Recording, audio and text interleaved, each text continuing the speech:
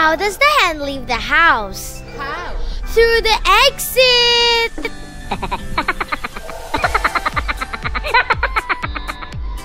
What's up, guys? Welcome back to our YouTube channel. Today, we are going to level up your hot dogs. Let us make yummy snacks. Now, let us beat 2 eggs and slice for hot dogs. You can use any brand or kind of hot dogs and slice according to your style. Now let us grate the cheese. Guys, you can use mozzarella cheese if available. We don't have mozzarella on hand due to ECQ.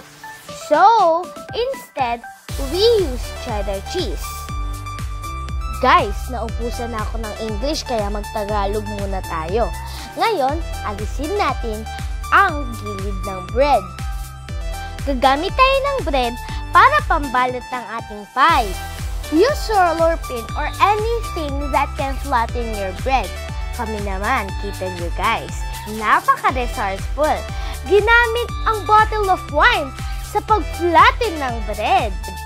Pwede din namang hindi alisin ang gilid ng bread kasi makakain din naman yon.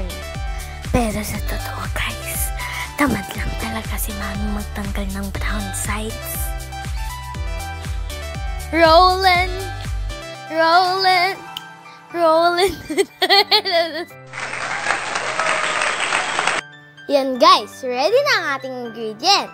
Flattened bread, beaten eggs, sliced hot dog, grated cheese, breadcrumbs, and mayonnaise. Now, let's pour breadcrumbs on the plate.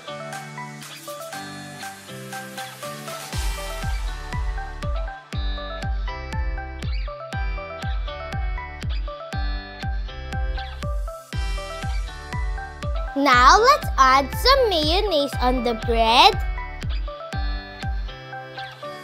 and spread it.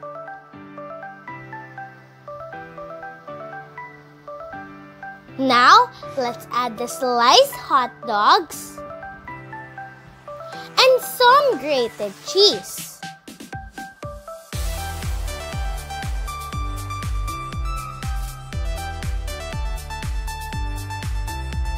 Now, let's lock the bread.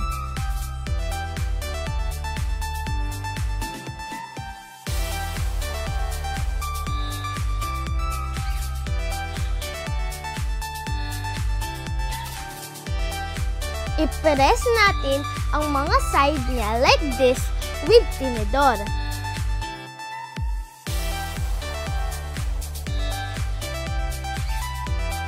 Yan na siya, guys! Ngayon, i-dip na natin siya sa eggs.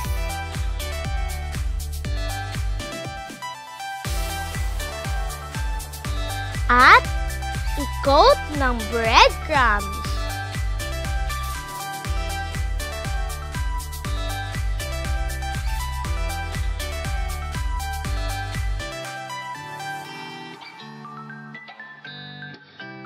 Just repeat the process until done.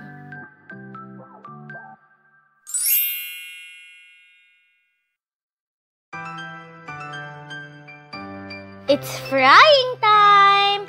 Make sure mainit yung oil, guys, para maluto siya agad. Yan. So, i-wait natin until the both sides turn golden brown.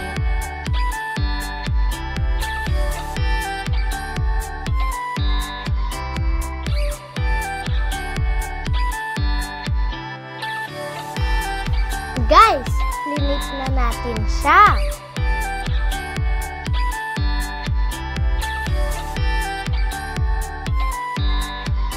Ngayon, i-drain na natin ang excess oil. Oh, guys, na-drain na. Tapos na. Ang easy lang, no? Ngayon, let's taste test!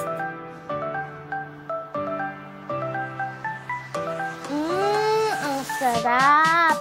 Pasadong pasado. Don't forget to like and subscribe. Bye!